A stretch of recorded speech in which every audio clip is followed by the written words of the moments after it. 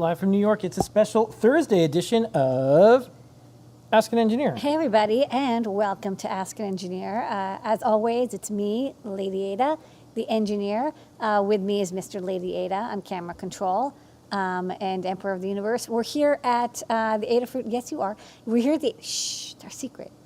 We're here at the Adafruit headquarters in downtown Manhattan, where we do all our testing, kitting, shipping, manufacturing, coding, videoing, guiding, and more. So much happens here. It's a beehive of activity during the week, but right now it's resting, and that's why we're here without masks on, and we're doing the show.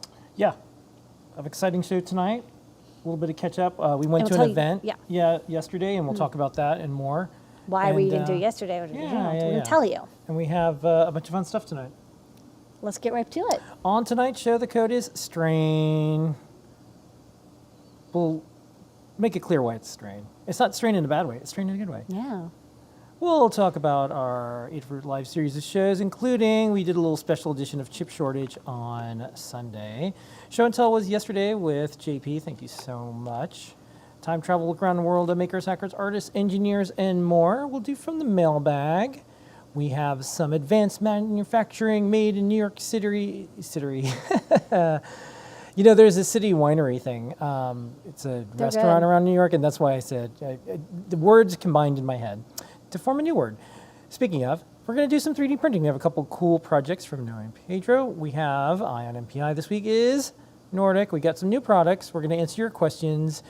Come over to Discord, adafruit.it/Discord. Join all 34,000 of us. It's friendly. It's fun. Yep. All that and more on, you guessed it, Ask an Engineer. Okay, first up, just pay some bills, and we do have an exciting new update. First off, the code is strain, 10% off in Native Store, all the way up to 11:59 p.m. Eastern time tonight. And we are pleased to announce we have a new freebie. So we were doing stemmas, but now we are doing Keeb 2040. Yes, we finally made enough of these. We wanted to get a lot of pink PCBs so we could keep these going for a bit. We've changed out the freebies. The $99 freebie is the same. Perma-Proto half-size breadboard. It's small. It's handy. It's easy to use to take your solderless breadboard projects and make them solderful. But we've updated the $149 discount for almost a year. I think we had the Stemma QT boards as freebies. You'd get a different sensor with each order. This one still has Stemma QT, but now it's a full development board. The KB 2040 is, it's designed for keyboards, but it's basically Pro Micro compatible. It features the RP 2040. It has 8 megabytes of flash, USB-C, onboard LED, and Stemma QT connector. Lots of GPIO and power pins, and of course, it's a beautiful pink color. And then $199 or more, you get free UPS ground shipping in the continental United States. Don't forget, for Raspberry Pis and other things, including Teensies now, you need to have a verified account, two-factor authenticated on Adafruit.com, and you can purchase things that are limit one. And we review all the orders, and I know there is, you know, that one guy who doesn't like it because he was selling them on eBay for $300 each, and I'm sorry that this messes up your eBay business. However, if you look at all the folks who are getting Raspberry Pis who just need one, and this is happening every week, multiple times a week, and hundreds of people are getting the Raspberry Pis where they can't really get them anywhere else. So let me break it down for you. Yeah. So that's if you have never gotten a Raspberry Pi from us, we're going to try to get you one, because I know a lot of people are like, I can't do my project. I just need one Pi. If you have a project where you need 10 Pis, you're probably not going to be able to get them from Adafruit, because we're really wanting to make sure that everyone gets one at least. And then, you know, once we feel like the quantity of people who needed just one Pi is able to get them, we might relax the restrictions a little bit, but a lot of people still can't get the single Pi that they need for their 3D printer or their project or for school. And we really want to focus on that. So it's important. Don't just buy any Raspberry Pi you want. No. Wait for the one that you really need and grab that one. And also, I know this is like the worst. Don't hog. Yeah, I know some folks, this is the worst thing, and they're declaring war on us because we're like, hey, you've been buying multiple Pis and you've been selling them on eBay. We don't take it personal, so I hope you don't either. We're just trying to get as many Pis to as many people as we can. And so far, it's worked out really well. Yeah. Okay. We do a live series shows every single week.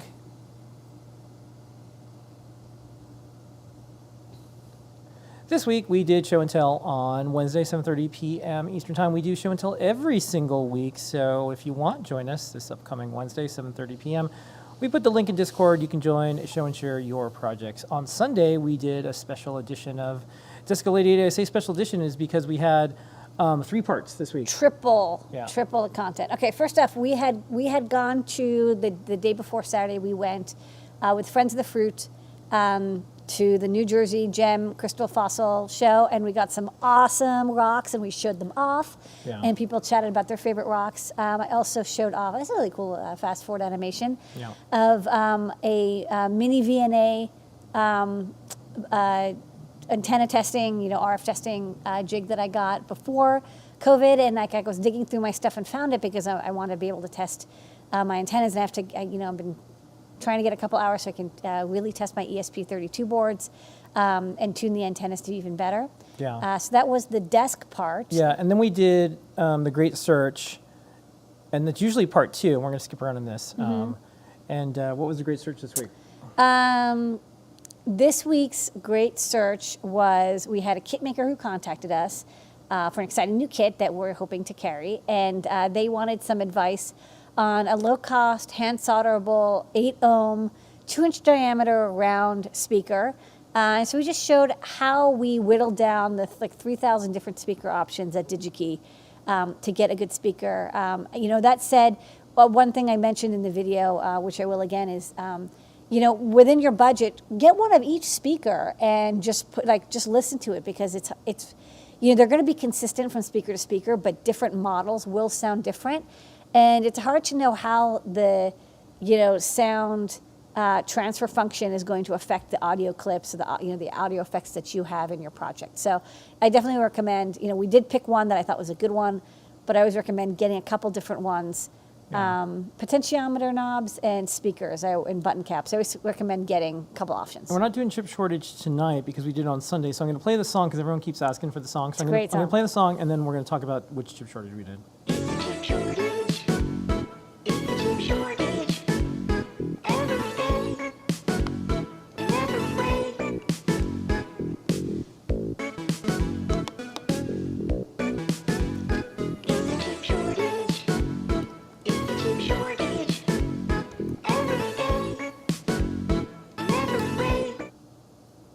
So what was the chip shortage this week? This week was NXP. We ordered over a year ago some MMA 8451 accelerometer chips because we have a lot of back orders. People want these. They still use this chip. It's end of line. And normally, you place your end of line last time buy, and we did that, and it's kind of been over a year, and we're like, hey, can we get these chips so we can just finish out, the last manufacturing run.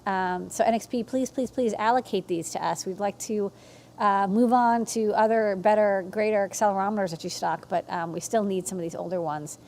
So that's the chip shortage this week. And we'll have more next week.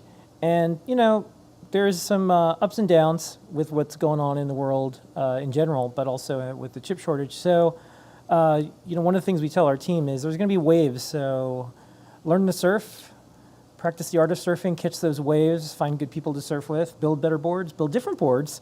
That analogy seems flexible. Be flexible. Be like water, flow into the container, because there is going to be some rough seas ahead, and there's going to be some times where you're just sitting around waiting for that wind to pick up. So we'll see. But can I interject a little thing real fast here? Speaking of NXP, Teensy 4.1s are also now limited one per customer. I mentioned that. Oh, in addition to Raspberry Pi. In addition. And that's the future. If you want to see what the future is, check out Adafruit.com, because whatever is cutting edge electronics, we have it, we make it, we stock it. But then for the things that won't be in for a while, these things tend to go in high demand very fast, like Raspberry Pis and then also Teensies. So we're going to continue to do everything we can to make it as fair as possible. Not going to please everyone, but you'll please 99% of people. Okay, JP's product pick of the week. This is the show we do every single week. JP does a broadcast from the product page live, and you don't have to put in a discount code or anything. Here's this week's product pick highlight. It is the CircuitPy ESP32S2. It's a Wi-Fi dev board. It has 13 GPIO pins on it. It has native USB. It's a 240 megahertz single core Tensilica processor. It has 2.4 gigahertz Wi-Fi on there. And something I wanted to demo today is using this with Whippersnapper. So what I have is my CircuitPy, and I've plugged into it a couple of different outboard sensor boards. You don't even need to code it in a traditional sense. What you can do is go here to this page. I can click on New Component, and these are the components that have been already created as sort of almost a plug and play or drag and drop. So we can pick any of these sensors here, and now you've Adafruit IO whippersnappered your CircuitPy to give you all the info you need. So now my temperature is at 28 centigrade and 124. It is the ESP32S2 CircuitPy Wi-Fi dev board with Stemma QT built in. And John Park's workshop was today, right before our show here tonight, because we moved our show one day. And JP does CircuitPython Parsec every single week. Here is the latest.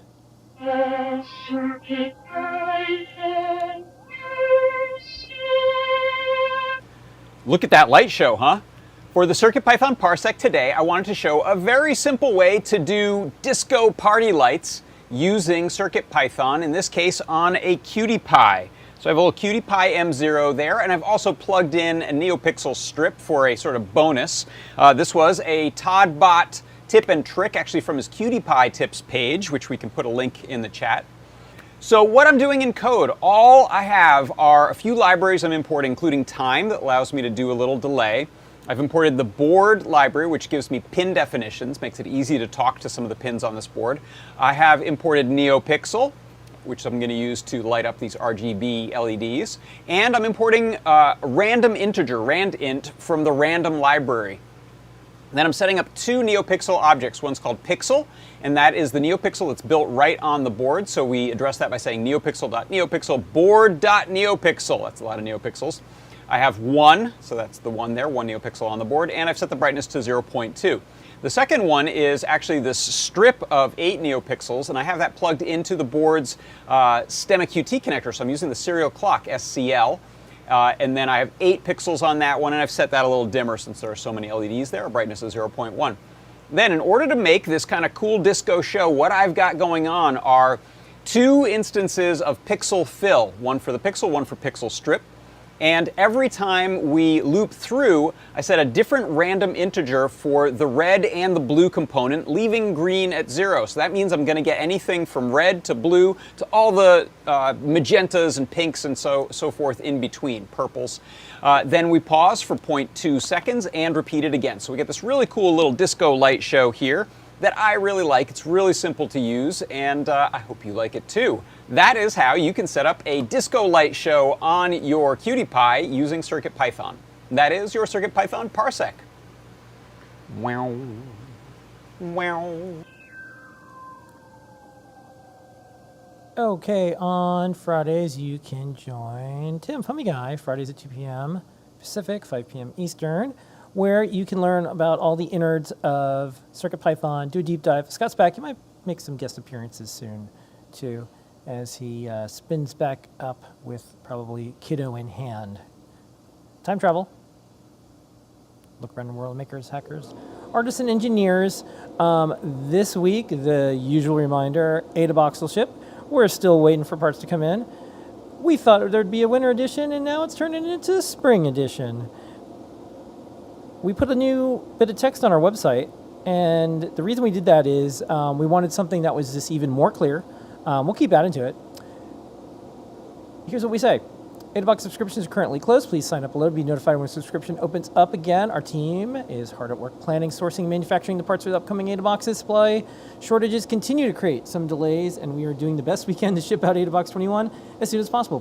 Please keep your eyes on the countdown. Your subscription is not charged until the AdaBox has shipped, so you don't have to worry about that. So we're going to do AdaBox. We're just got to do what everyone else does, which is patiently wait for the remainder of all the things we need to come in. So, next up, you're probably wondering, why are we doing this show tonight? Well, we went to an event yesterday called Women Who Hardware, and this was at Brooklyn Navy Yard. New lab, and a couple other groups that were there. If you haven't been to Brooklyn Navy Yard, it is this gigantic manufacturing space with all sorts of things, lots of different buildings. And this was folks pitching, bringing the community together, founders, folks who want to start companies. You can see LadyAda over there. Special thanks to all the folks who put this together and invited us out. It was Wednesday, and we're like, oh, we really want to go, and we really want to. It's like 7 o'clock. Yeah, 8 o'clock. and we said, well, we can move the show because they don't do this meeting that often, and we do our show every week. And then we snuck around and just took pictures. We found some ferries, and then we took a ferry back. That was kind of nice. And we wanted to see how long it would take from Manhattan to the Brooklyn Navy Yard. There's also the Stranger Things experience, which happens to be located in the Brooklyn Navy Yard, too. Okay, it's time for a mailbag, and don't forget we have a mailbag song now. Letters, we get letters, we get tweets, and we get emails. Your comments via RSS, they are the best. Now it's the time for mailbag. All right, letters. We got your letters. Here is this week's mailbag. I just want to say thank you for the awesome products and design you are putting together and offering. I learned so much with Adafruit, and it made electronics fun. I am a mechanical engineer and wasn't into EE until I discovered your projects and all the good stuff so many years ago. Thank you, and long live Adafruit. That's nice. Thank you. All right, it's Python on hardware time. All right, We so need a song for this one. we'll too. have, Yeah, there's we got going to be a song for each section. That's why you got to keep watching the show. Okay, I know something to look forward to. Yeah, so this week's newsletter, it is jam-packed. Not going to spend a lot of time on it because we have two big chunky bits of news. So first up, CircuitPython 7.3.0 release candidate 0 is released. Please try it out. Please try to break it, and please let us know if you do. Big updates, RP 2040 PIO, lots of stuff that Jepler did. He's on break and he'll be back, but before he left, he added floppy IO and did background support for PIO. We also merged in MicroPython 1.18. And we did, there's a couple other little things here and there. And then MDNS, which is part of Scott's project over the next few months to work on Wi-Fi workflow. So it'll be very interesting. So you can check out the Raspberry Pi Pico Learning Path that's on the Pi site. We have the PyCon US 2022 highlights, some news from the Python Software Foundation, running Python in the browser, and there is just a bunch of stuff in the world of Python and hardware, from individual projects to events to all the things that's going on across anything that can run Python. Check that out. But the big news is a follow-up from last week. So last week we talked about MicroPython needing monthly support on GitHub sponsors, and I was a little disappointed that we tried to do a fundraiser to help them out like last year, and it was still basically the same number of people. There was 84 people, and it was pegged right before it got to the 5K. They're just looking for $5,000 a month so they can pay developers. We asked you to contribute. And you showed up, 116. So it went from 84 to 116. Yes. And I want to give a special shout out and thanks to Fred over at PyCon. Thank you so much, Fred. You were one of the folks that put them over the edge, over the top. Over the top. And it was really nice. PyCon uses MicroPython, and this is the way, this is Fred and Bettina. And I just want to say thank you because there's a lot of companies that use MicroPython, and I've contacted a bunch of them, and, you know, crickets. But y'all, you said, hey, this is great. And now there's a way for organizations to contribute. And so the only bad news with this is I was talking to Damien, the founder of MicroPython. He's like, oh, once you hit the goal, it doesn't say how much is there, and you can't tell where you need to reach it. So they set a new goal of $10,000 a month. So they're halfway there, of course, because they got to the 5K mark. And if you want to join, great. We're going to continue to help out MicroPython in all the ways that we can. And if you enjoy using any form of Python on hardware, this is, you know, the base that we all build our stuff off of. So there's a lot of cool companies. PyCon's one, Pymoroni's one, Adafruit's one, that is putting the money where our mouth is. We all say we like open source, but even if it's just, you know, even if you're a company and times are a little tight, you could do $50 a month. You can. You just can. So please Think about all the please free do. development time that you get from having MicroPython, which is so well supported for so many different boards. It works so well. I know a lot of companies and makers are basing their products off of MicroPython or CircuitPython. Speaking of. We don't take donations, but MicroPython does. Speaking of, and like you were saying, there's so many boards. So many boards. We just hit 300 compatible CircuitPython boards. And just to be, horn tootin', not about Adafruit, just about what this community did. Thank you, everybody. There is 300 and more than half are not from Adafruit.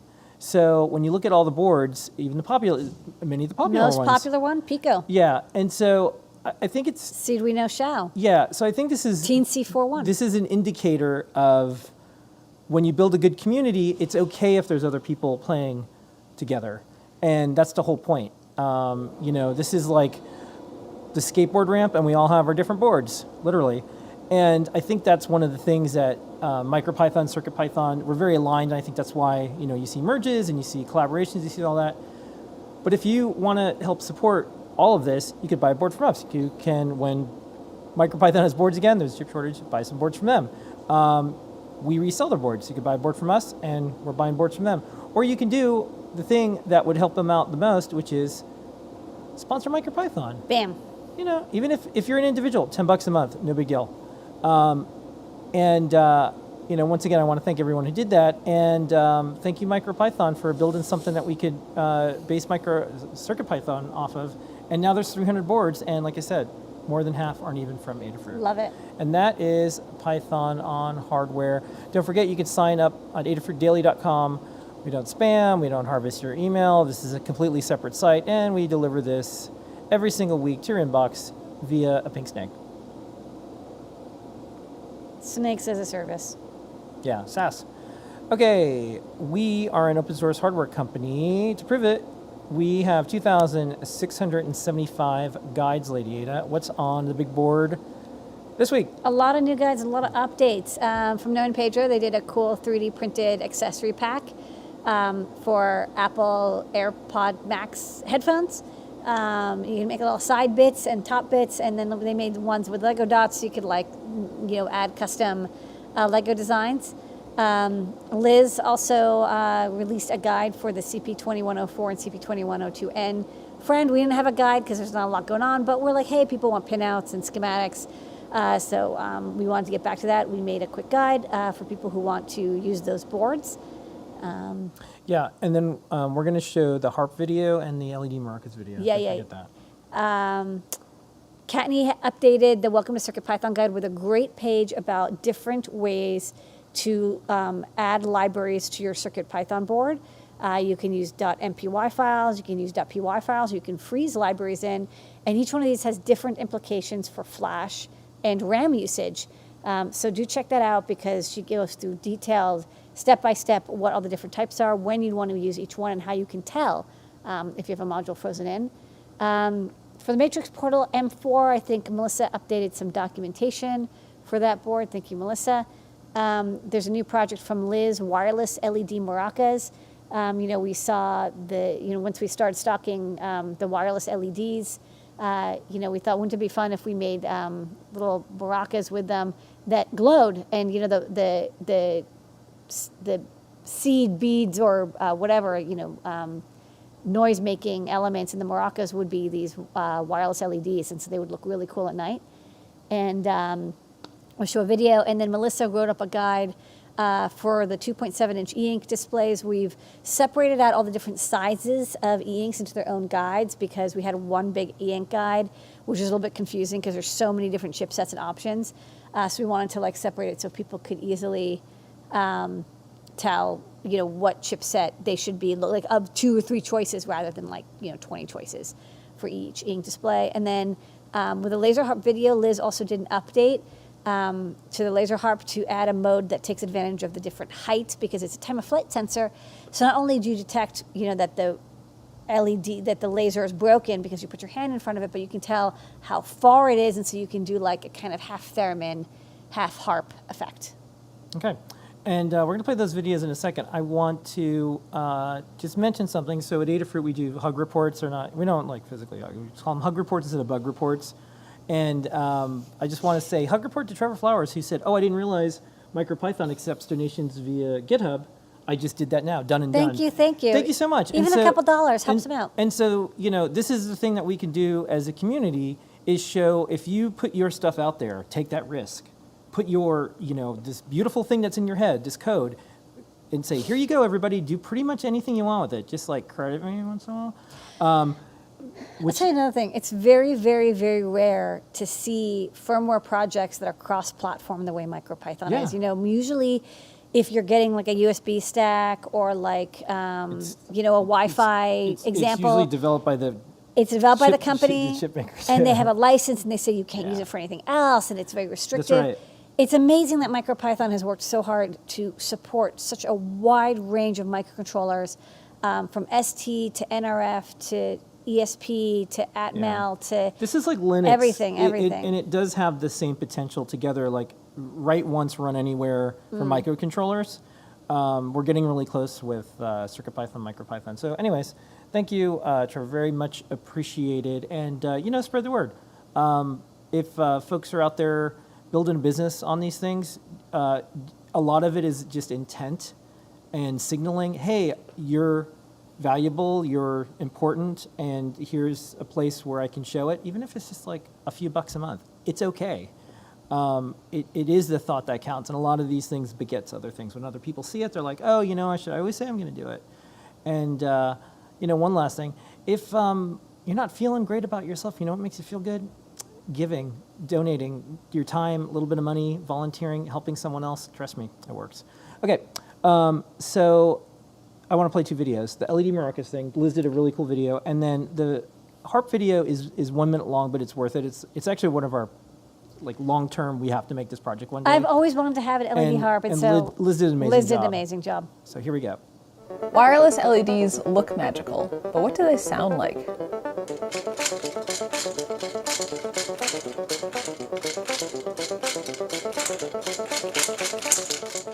You can build some maracas using wireless LEDs.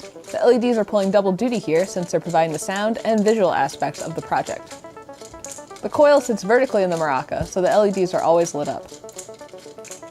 The coil plugs into a AAA battery pack, making this simple to power and assemble. Clear plastic baubles let you see the LEDs perfectly at all times. The bauble sits in a cardboard tube wrapped in washi tape. Technically, it could be any kind of tape, but using brightly colored washi tape makes these maracas even more fun. Find everything you need to build your own in the Learn Guide at learn.adafruit.com.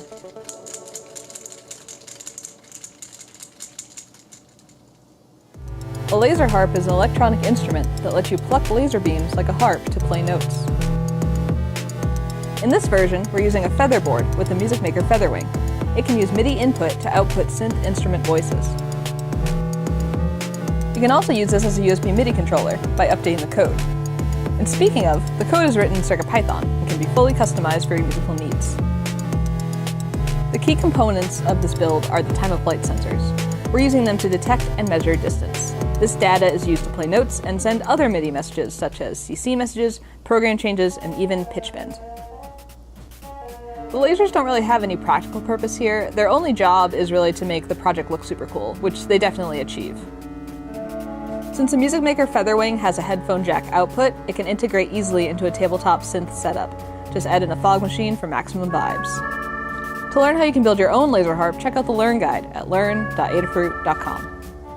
And it's time for advanced manufacturing, made in New York City factory footage here at Adafruit.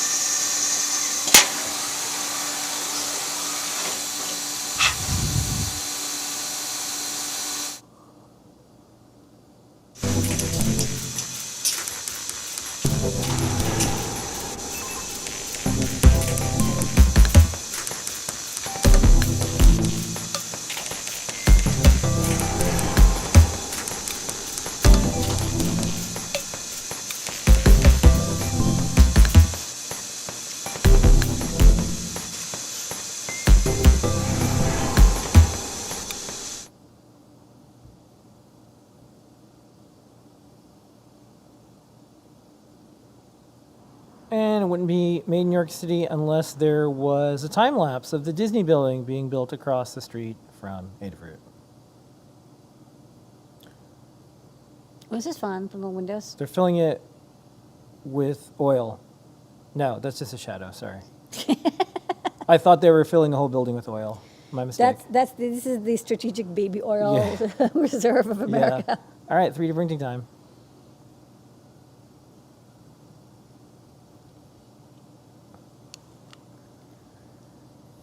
Okay, every single week, Noah and Pedro print up amazing things. This week, we're going to show these back to back. The first one is these Apple AirPod Max covers. So if you look around, so any city, especially New York, you just see people walking around with headphones, all different types of headphones. But We're going to talk about wireless headphones we are. for the It's headphone INMPI. night. Ooh, it's headphone night. And one of the things that back in the day when I worked in advertising, one of our clients was Timex, and they talked about wrist real estate.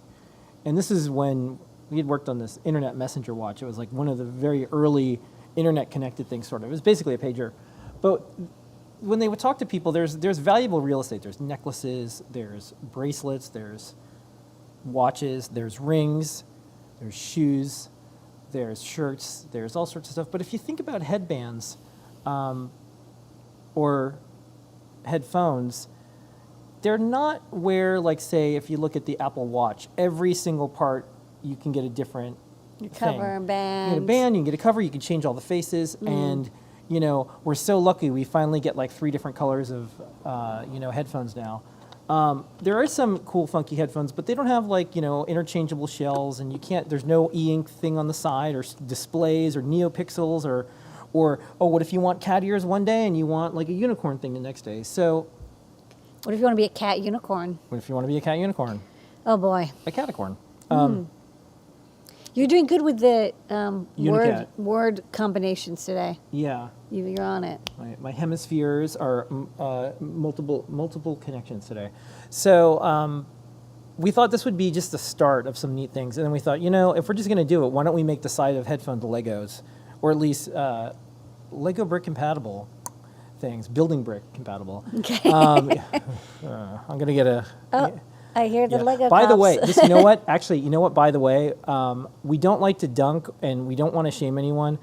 And I tried to keep this as positive as I could, but Lego uses a bunch of MicroPython and they're Lego. And I said, hey, Lego, like you do a lot of cool things with MicroPython. Would you consider donating to MicroPython? Crickets. And I emailed the emails that I could find, but they bounced. So I don't know if anyone's at Lego. Your Spark stuff that you use, the bot and everything, it's on MicroPython. they use a lot of MicroPython. You could consider donating just a little bit, like maybe Even like one Lego kit amount. One, please, Mr. Scrooge, one brick. Okay, so anyways, I'm going to play these videos back to back. But Lego, you should do the right thing. Hey, what's up folks? In this project, we're 3D printing accessories for the Apple AirPods Max headphones.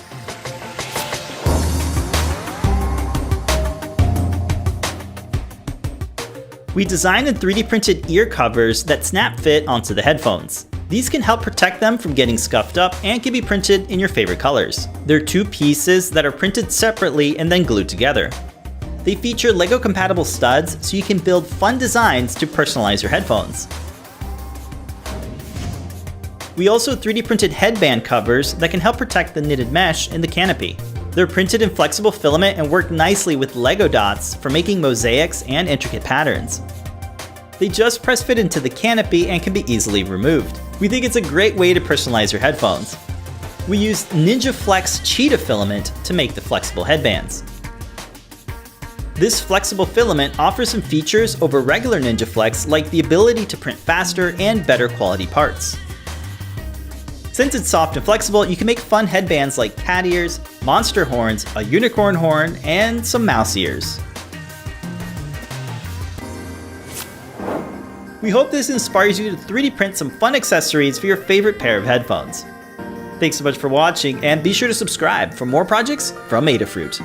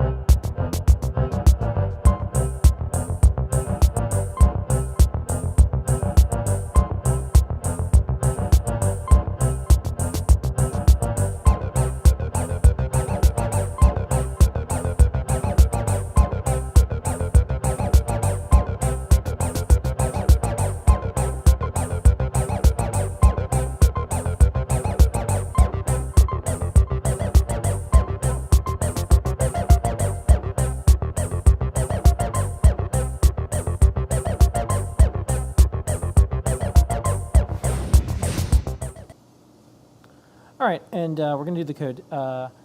Lon Makes in the chat had a good suggestion. Big corporations donate once per fiscal year, so it's a good idea to poke them once in a while. We will.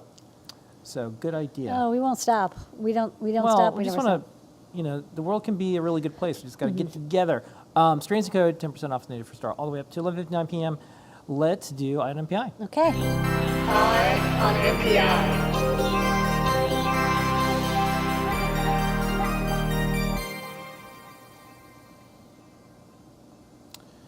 This week's Eye on MPI is Nordic, brought to you by DigiKey and Adafruit. LadyAda, what is this week's Eye on I'm MPI? even wearing my Nordic shirt. It's very comfortable, and I like the Yeah. style. So I even wear it sometimes when I don't have Nordic on INMPI.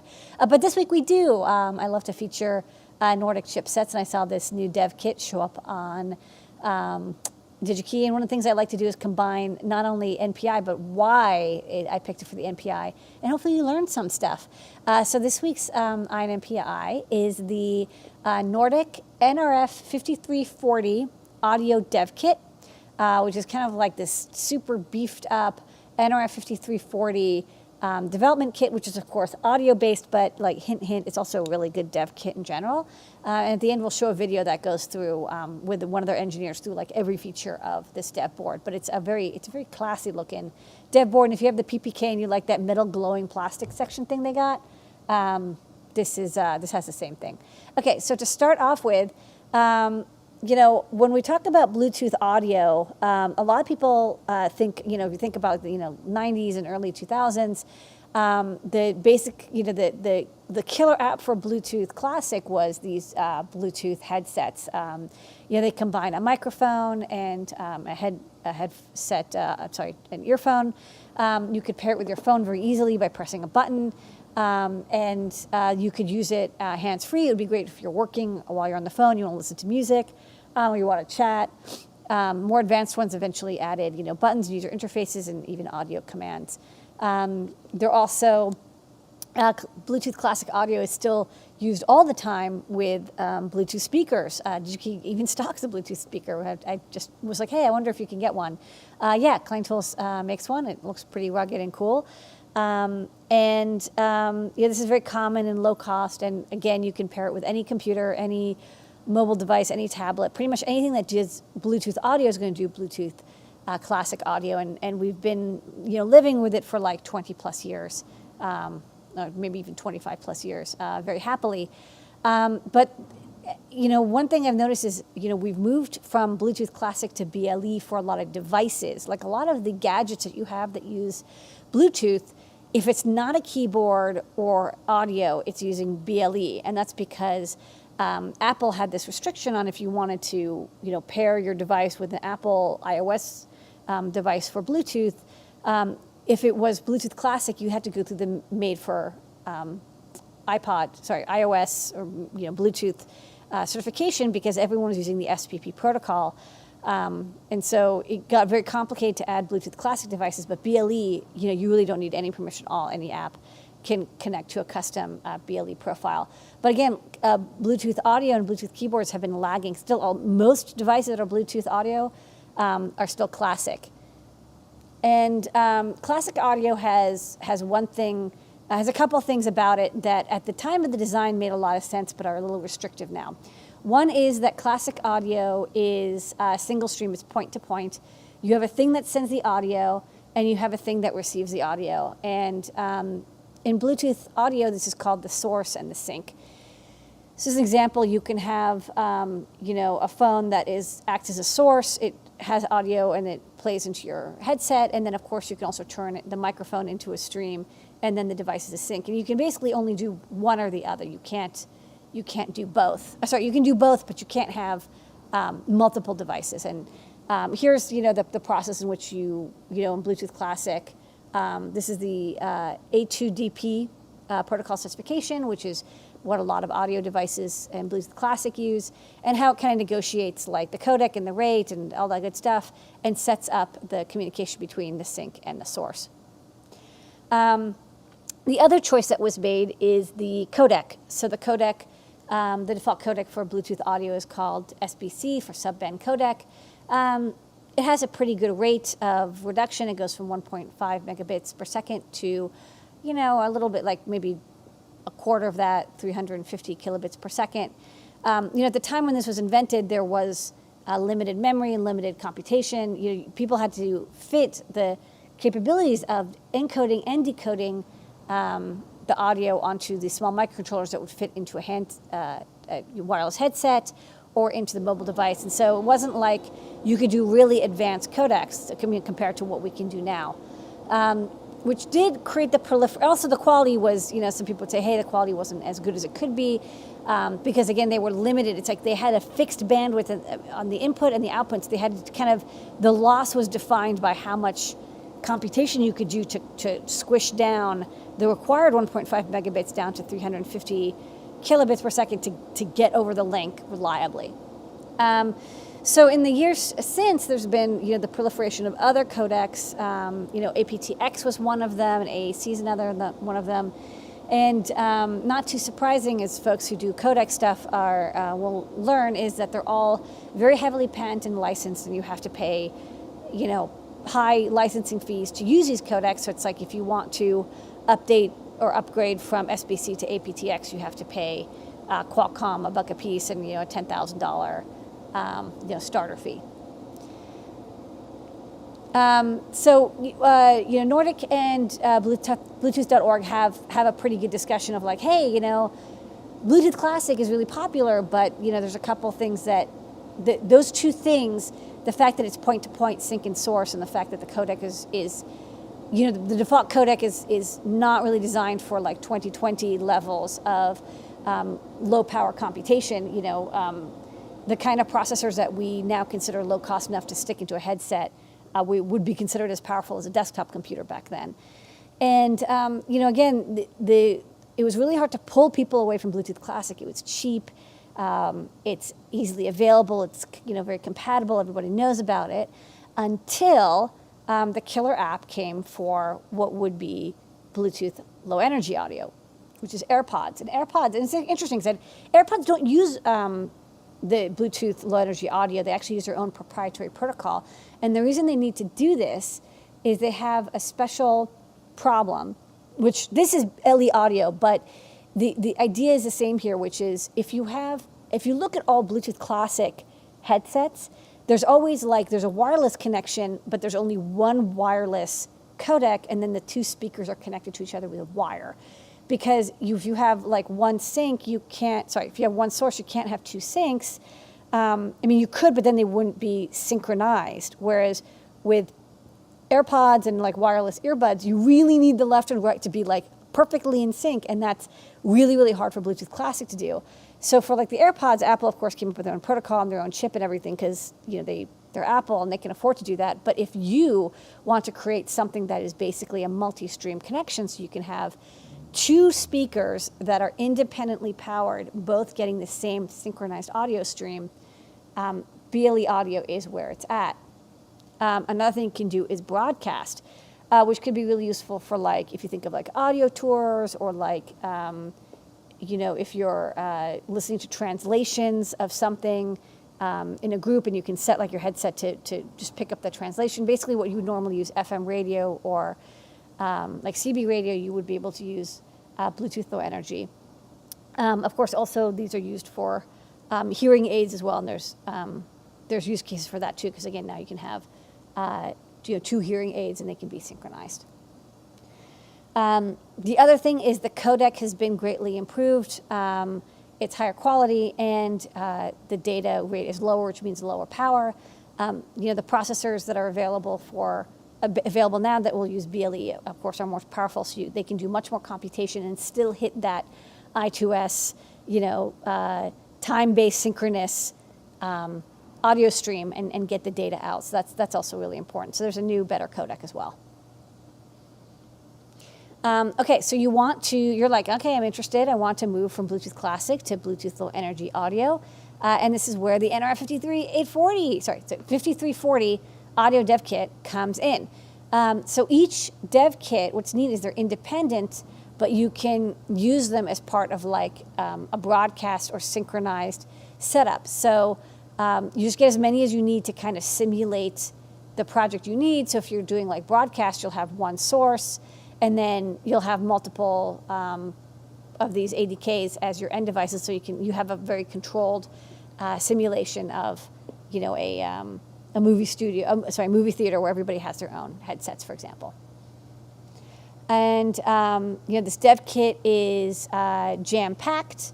It's got the NRF5340 in it. It's a dual-core ARM Cortex device, and it's got like these Arduino headers, buttons, and codec chip, and headphone in and line in and line out, headphone driver, and all that good stuff.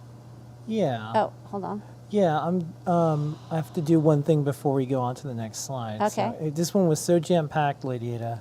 No, I had know. to- Well, I need a break because this is a pretty long INPI. Yeah, so we're still here.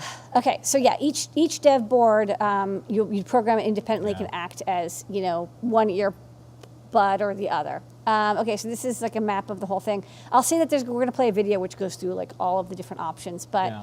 I'll say this is also kind of a nice dev kit for the NRF5340, even if you're not doing audio. There's like the battery monitor and power management and buttons. There's SD card slot. There's Arduino-ish headers. There's power monitoring, where you can easily plug in your PPK or something if you want to monitor the power, or you can even monitor it through, I think, an oscilloscope or a multimeter. And there's RGB LEDs as well. And the NRF5340 is really good for this because it's got a dual-core processor. So you have one that just handles like the LE audio controller or like the codec and stuff, and then the other one can handle your application or user interface or whatever else you need to, the LEDs, the buttons, or whatever. And so it's good. This is a handy time to have a dual core processor, and you can still take advantage of like the low power modes that Nordic is really good at. I mean, like one thing that if you want to do low power Bluetooth, you're not going to get anything lower than Nordic. So even though it's a dual core, you'll still be able to cut your power usage quite a bit, which is why many companies, some of which start with A, use Nordic chipsets in their devices. And finally, there's a big tutorial that comes with it with software examples. The two big examples are, of course, the connected isochronous stream, where you have two separate syncs, what are called syncs, but they synchronize with each other so that they're within a couple microseconds apart, which is pretty impressive. So they get data, and they also kind of communicate with each other a little bit. And then the broadcast, where there's one sender, and then people can kind of join in to the stream whenever they want to listen in. Not necessarily synchronized, but they're all receiving the same data at once. Available on DigiKey, and you can actually get them. Yes, there's a lot in stock. So again, the reason it's good that there's a lot in stock is because you'll probably want at least 2, if not 3, in order to prototype your project, especially if you're, I want to demo the broadcast example.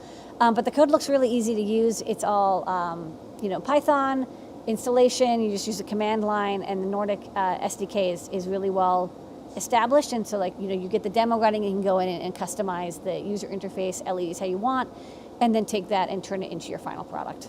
All right, we're going to play this video, and that'll be Eye on MPI for this week.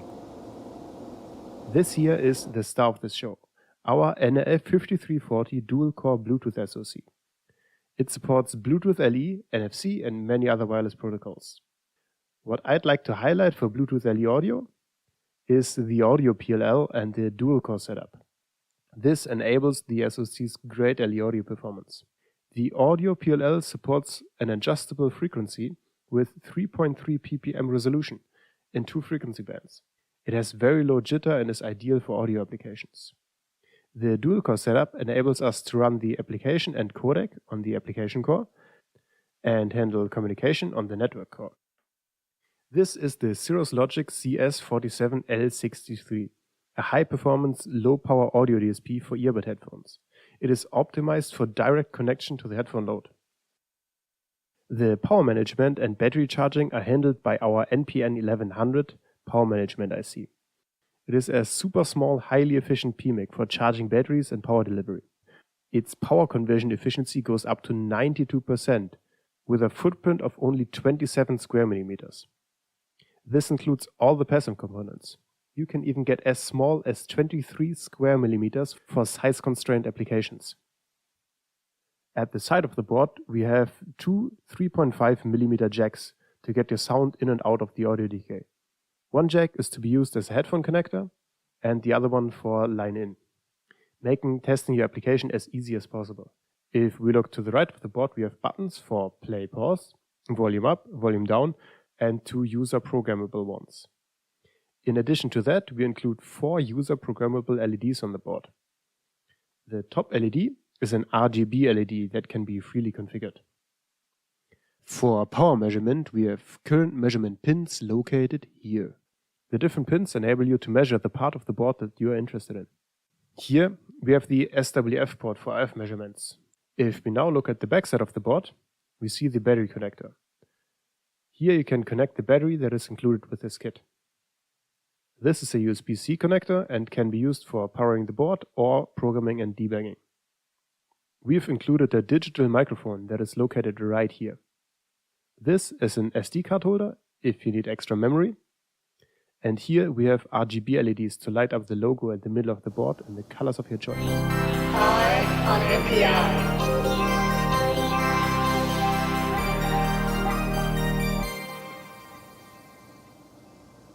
Okay, we're going to do the code. It's strain, and now we're going to kick it off. It's new product time.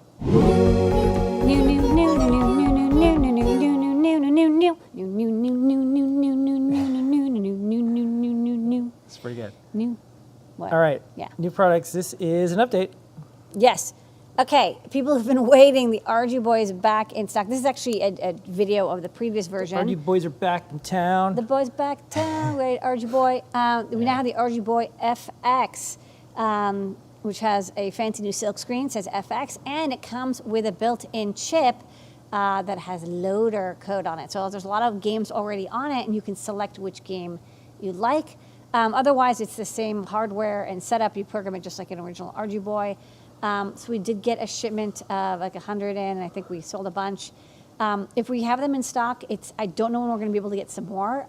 These, I think, are probably affected strongly by the chip shortage. Oh, yeah. It took a really long time to get them, so which is totally sweet. But do pick these up. These are a very fun development platform for writing games, and the industrial design is, of course, lovely. Look it up. Next up. Now, this looks just like a normal breadboard, but what you don't know is that this is a premium breadboard. Yeah. So, I use these solderless breadboards all the time. And, as I was using them, I was like, I bet we can get better ones. And so I looked around and it actually took me months of working with different breadboard factories to make a solderless breadboard that is buttery smooth, as Phil B would say. So one of the things is I took this apart to show is the clips are not flat. They're actually, hold on, let me zoom in because this is the secret sauce. I'm giving away all my secret sauce, Phil. So if you look here, you see how there's like this little bit of a notch at the end. This notch makes it easy to insert, but gives it a good grippy effect. And so what happens is when you have something like a feather, or maybe you have a Teensy 4-1, something with a lot of pins, and you line it up. And normally it's like a little bit of a struggle to get the board into the breadboard, but this is like buttery smooth. Can you say yes? Here, you try it. Tell me how buttery it is. Just try pressing that in. Did that just go in like smoothly, easily? Yeah, it is like nothing fighting you. It is like a hot knife through butter. It's like a hot PCB through breadboard. That's and they're easy to remove as well. Like you the don't opposite of a fidget spinner. It's like I feel calmer doing this. Yeah. Oh yeah, that's okay. nice. And it's also easy to remove board. So maybe That's I'll show right. it from the side, so you get that. You get that action. It also makes the sound. It goes really nice. So the first board, and also I like black rather than blue for the negative marking. I'm just like that a little bit. And I want to also try to get these with a brighter white color. But for now, they're still the kind of classic cream color. But these are very, very satisfying breadboards. I'm going to say this. If you have something that you use every day, like a toothbrush, spend a couple bucks on it. If you have something every day that you're going to use, like a belt, spend a couple bucks on it. If you're going to have something that you want to last, spend a couple bucks on it. If you're going to use a breadboard, I think this is one of the ones that be choosy because it's your hobby time. Also, comes with a metal plate. Forgot to mention that. Oh, okay. Because some people like that. You know, you peel off the bottom. Here, I'll bring this back out a little bit. It's kind of like if you start cooking and stuff like that, you should probably get like, a decent cutting knife. The metal plate can, first off, you don't have to worry about it sticking to your desk because you've got this metal plate protecting it. But also it can reduce EMI a little bit because you got this nice metal backing. So, and here's the deal, it's the same price. It's just better now. Yeah. It's just all around better. And I do want to get the rest of the breadboards changed over as well. But right now, this is the only one that we've got. Yeah. So just be aware that if it says premium and I use the phrase buttery smooth, you know that And you it's know premium. what? For folks out there that like their hobby and do the Pepsi challenge. Put one on your desk and try it out, and then compare it to the other ones you have. Some people might like a different feel to their breadboard. Some people might really like this. If you find a better one Yeah, let us know. for the same price, let me know Yeah, we'll send because these I think are the best you can get for a couple bucks. Premium. Step. Next up, okay, we've got another update. So I know I just released this board, and it's like, hey, how could you possibly be revising it so quickly? Yeah, I don't know if you know about this chip shortage. It's a chip shortage. I've heard the song. It just won a Billboard award. Okay, so I'm just going to look at this image because this kind of has everything we need. So, oh, no, go back. Go back one. Yeah, stay here. Okay. Stop. I'm gonna stay here. So the chip in the middle, so the chip on the right is the ESP32 Pico module, which is a wonderful module that forms this feather ESP32 V2, and we love it. The chip in the middle is the USB serial converter, which is the CP2102N originally. However, our shipment of CP2102Ns is not on our way to us quite yet. Hopefully will be soon. However, we wanted to make sure that we could keep this board in stock. And so we decided to adjust this design and, because it's a new design, so maybe people aren't as wedded to the CP2102N on it. It now comes with a CH9102, which is similar to the CH3400, 340 or 341, which you've probably seen on a lot of dev boards. This is just one that is like the same pinout as this CP2102. Otherwise, the board is exactly the same. We have links to the drivers, and we also have a guide coming out on how to install drivers on Mac and Windows. It functions the same. The low power usage is the same. The draw is the same. The speed of upload is the same. It actually seems a little bit faster. Everything is the same. I think this is a really good candidate as a replacement, and it allows us to keep this board in stock. Okay, let me get a couple other pictures of The rest it. of the images are the same because the only thing that changed is that chip. Look it up. Okay, next up we have a new thing. This is a little bit kind of a weird device, but I thought it would be cool to stock. So this is it's designed for as a controller for heater modules in like a vest or a jacket. It's a slow PWM duty cycle power on-off switch type thing. It comes with a couple different modes. It's actually easiest for me to show on the overhead because it's, hold on, let me turn it off and then I'll start from the beginning. Okay, let me move this breadboard, which is not a premium breadboard, out of the way. Okay, so this is like a rubbery, what's nice about this is kind of like a weatherproof rubbery button. And you connect the black and red wires to your power supply, which can be, I think, between 3 and 24 volts or 3 and 12 volts. Check the product page. You press once to set it to be red. And hold on. Oops, this wire got disconnected. And then you connect the output ground to the blue wire and power to the red wire. And here's like a fan to demonstrate it because a fan is kind of nice and it's a nice visual way to see it. When the light is red, it's 100% on. And then when you press it again and it goes to blue, it goes to 30% off, 70% on, so it's like a 70% duty cycle. And you'll see the duty cycle isn't like a fast duty cycle. It's actually maybe like 2 seconds on and off. So this would not be good for like an LED unless you're okay with it blinking.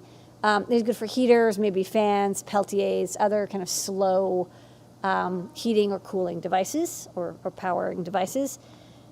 And then green is 30% duty cycle, so 30% on, 70% off.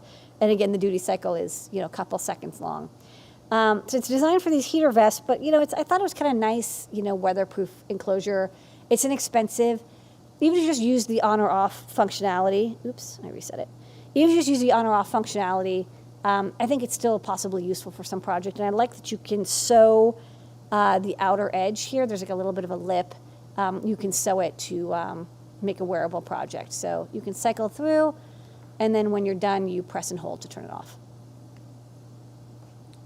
Okay, and the star of the show tonight, besides you, LadyAda, our staff, our customers, our community, and everyone who makes all these good things go, is... Make it go. Okay, we've got finally, after many years, the NAU 7802 strain gauge ADC. It's a Wheatstone bridge ADC, very precise differential input that's designed for strain gauges, but you could probably use it for other sensors as well.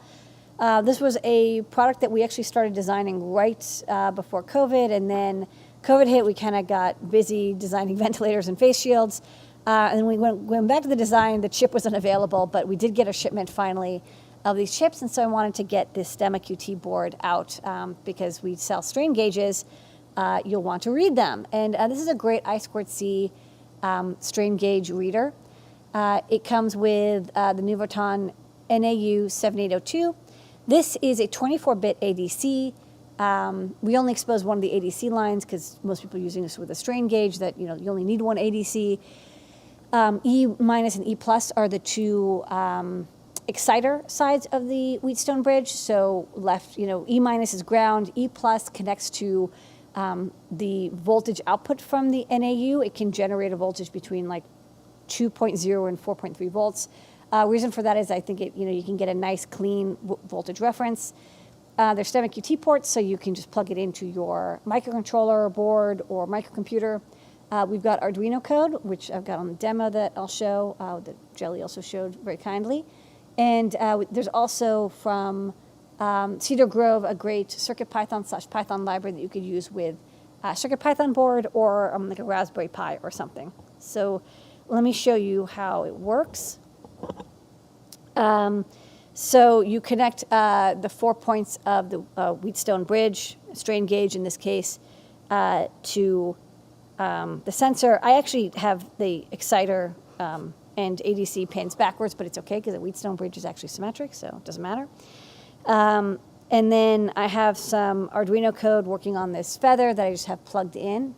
And you'll see I have the gain up really high, so you'll see like even me touching this makes the number kind of go up and down because I'm applying a little bit of strain just picking it up. If I set it down, it'll kind of stabilize a lot more. And then of course you can add more filtering on top. But then if I apply strain, you can see I'm so strong. And then the other way, it makes a negative number because it's a differential reader. So, of course, you can measure if, positive or negative change in current through the resistive bridge that is attached to this chunk of metal. This is a 1 kilogram strain gauge.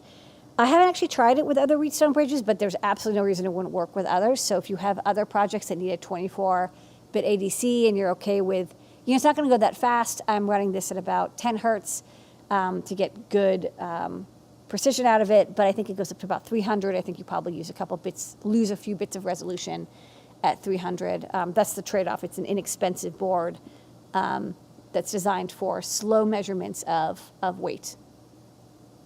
And there you go. So very easy. Mr. Products. New. Okay, don't forget the code is STRAIN. You can use it for anything in stock, 10% off in the Adafruit store all the way up to 11:59 p.m. and you support us. A 100% woman-owned, independent, open-source hardware company manufacturing in New York City, I heard we women USA. who hardware. Women who hardware. You're women who hardware. I am the woman who Yeah. hardwares. So we're going to do some questions. Ask your questions, adafruit.it/discord or discord.gg/Adafruit. This is what it is.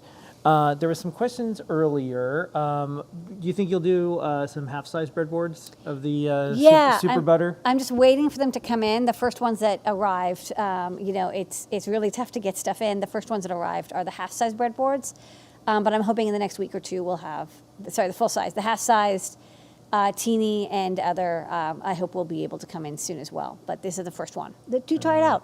Okay. There was a couple questions that had stirred up from the other chats earlier when I got started. Does the Bluefruit Connect LE app work with the Arduino Uno? You could use it with our Bluefruit friend. It's going to be a little bit of a struggle. You're not going to have a lot of memory. But using our UART or SPI friend, you could probably do some very basic projects.